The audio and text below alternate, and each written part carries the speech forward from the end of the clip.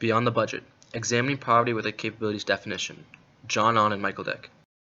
Poverty is the state in which someone fails to possess basic capabilities that are integral to living a dignified life because of inadequate economic resources. The best way to measure poverty through this capabilities approach is with the supplemental poverty measure. Imagine if you were an employee of the U.S. Census Bureau with the responsibility to determine whether or not someone was in poverty. This is the Hernandez family. Rob works as a school teacher and Kelly works as a secretary at a legal office. Their children, Sam and Julie, are both enrolled at the nearest daycare center, which is an hour out of the city. Rob suffers from chronic kidney disease and is forced to take off work at months at a time. Would you consider this family to potentially be living in poverty? The identification of poverty is complex in both its definition and application.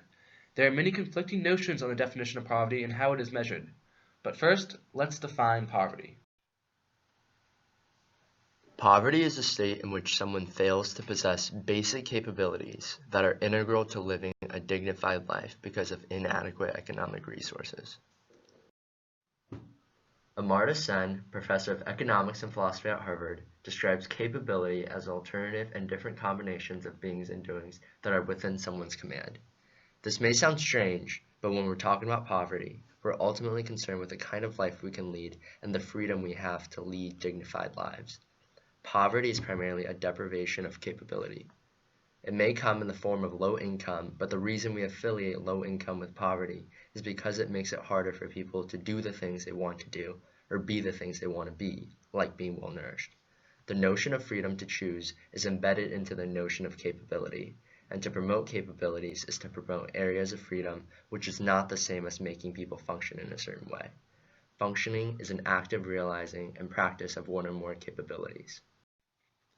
For example, when one parent cannot afford to vaccinate their child and another parent refuses to have their child vaccinated because they don't believe in the effectiveness of vaccines, both are exercising the same functioning where health is concerned. But they don't have the same capability because the parent who chooses to not vaccinate their child is able to, but the parent who cannot afford the vaccination has no choice. Now, if you're still associating poverty as exclusively experiencing unsatisfactory income, remember that money is not desired just for money's sake. Any income-based notion of poverty must reflect directly or indirectly to the basic ends which are promoted by income as means, and therefore it is more accurate to characterize poverty as a failure of basic capabilities than a certain level of income. Capability perspective gives us a better understanding of poverty because it forces us to consider not just the lowness of income, but also the reason behind that lowness of income. The relationship between income and capability is affected by factors like age and location. If we focus poverty specifically on incomes, these crucial aspects of deprivation may be entirely lost.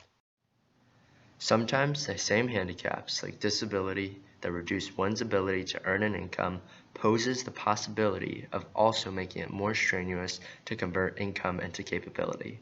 This is known as conversion deprivation.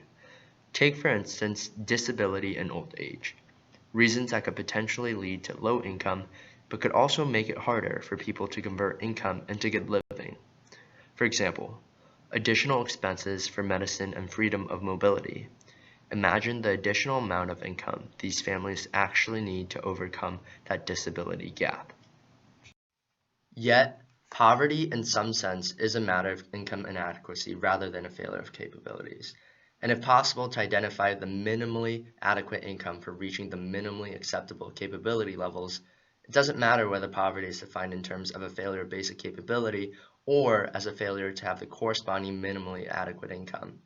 But before we explore the various ways we can measure poverty, let's understand the way poverty is currently being measured in the United States. So how does the United States measure poverty? The official poverty measure in the United States, otherwise known as the OPM, was developed in the 1960s and measures poverty by looking at the gross annual pre-tax income and comparing it to a basic threshold. This basic threshold is 3 times the food budget for the family or household, a measure created in the 60s when the family allocated a third of their budget on groceries. The threshold is adjusted yearly based on the fluctuation of the consumer price index and is affected by the makeup of the family or household that is being measured, but it is still rooted in this 3 times the food budget measurement. The OPM is an example of an absolute measure because the threshold remains constant despite changes in the standard of living. The advantage with absolute measures is that it is conceptually easy to understand because there is an absolutist core in the idea of poverty. According to the OPM, a family is considered to be in poverty if their gross income falls below this designated threshold. Designating a family in poverty does not specifically guarantee that they are eligible for welfare programs. They would still have to fulfill other requirements and qualifications. The definition and measurement of poverty do not necessarily reflect what the solution and treatment for poverty is. One of the disadvantages of the OPM is that it leaves out in-kind benefits and near-cash benefits. In-kind benefits include SNAP, the Supplemental Nutrition Assistance Program, or food stamps, Medicaid, housing vouchers, and other supplemental goods that are not monetary benefits but still have an effect on someone's capability. Near-cash benefits include benefits like refundable tax credits, EITC, Earned Income Tax Credit. However, cash assistance such as welfare checks do not get counted in the OPM. Leaving these government programs out inaccurately captures the resources of a family. The OPM is also not adjusted for geographic differences, making mass generalizations of cost of living despite varying housing markets. It is important to account for these differences because someone living in Manhattan does not have the same costs as someone living in rural Indiana.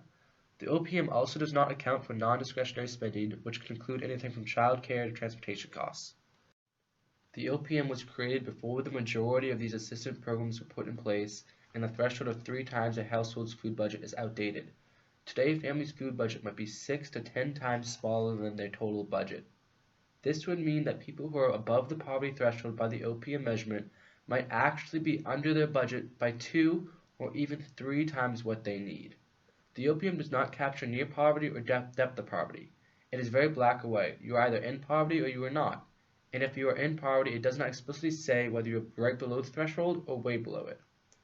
So, it is clear that the OPM does not take all the factors into consideration when measuring poverty, and finding a measurement is a difficult task when you have a capabilities definition of poverty. We believe the Supplemental Poverty Measure, otherwise known as the SPM, is the best solution of measuring poverty through a capabilities approach. In March 2010, the Panel on Poverty and Family Assistance developed the SPM with intentions of reflecting contemporary economic realities and accurately reflecting disposable income. The SPM provides a considerably modernized and more reliable assessment of those affected by poverty by using a threshold focused on a family's expenditure on food, clothing, shelter, utilities, as well as an additional amount for other needs. The SPM is a quasi-relative measure, meaning that it has attributes of both relative and absolute measures. A relative measure defines poverty as a condition of comparative disadvantage, assessed with a changing standard of living. The SPM is adjusted for geographic location and varying costs of living across the United States, an integral update addressing a major defect of the OPM. A second adjustment of the SPM is the adjustment for family size and makeup. The SPM measurement takes into account different makeups of households that the OPM excludes. The SPM includes the whole cohort as opposed to just blood and legal ties. Unlike the OPM, the SPM accounts for the sum of cash income, including in-kind benefits and near-cash benefits, while subtracting taxes, work expenses, and out-of-pocket medical expenses, among other factors. All these reforms in resource measurement provides a more factual representation of a family's income. The SPM is currently the best solution to measure poverty because of the interrelated relationship between capability and economic resources. A better assessment of household resources achieves clarity in identifying and measuring capabilities. However, our definition goes beyond the budget, involving capabilities that are not necessarily controllable or attainable by such monetary means.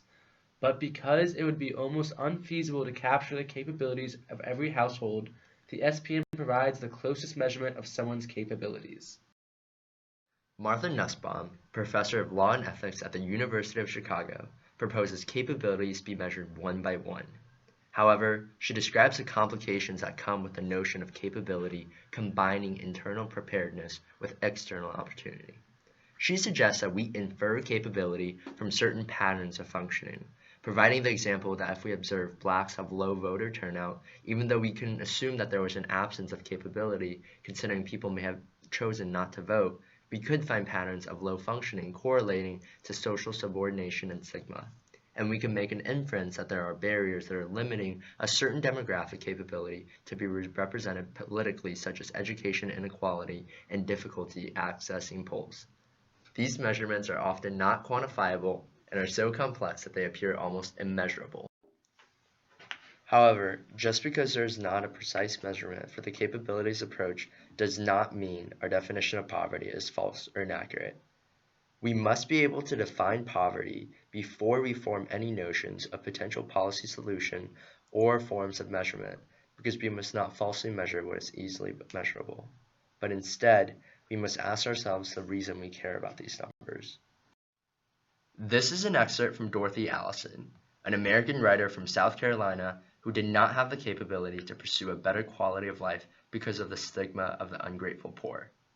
This was her response when public education gave her this capability and serves as a testament as to why it is so integral to consider poverty through the capabilities approach. They did not see poverty and hopelessness as a foregone conclusion for my life. I could begin to imagine other futures for myself. In order to measure how people's lives are really doing, you must consider the capability definition of poverty.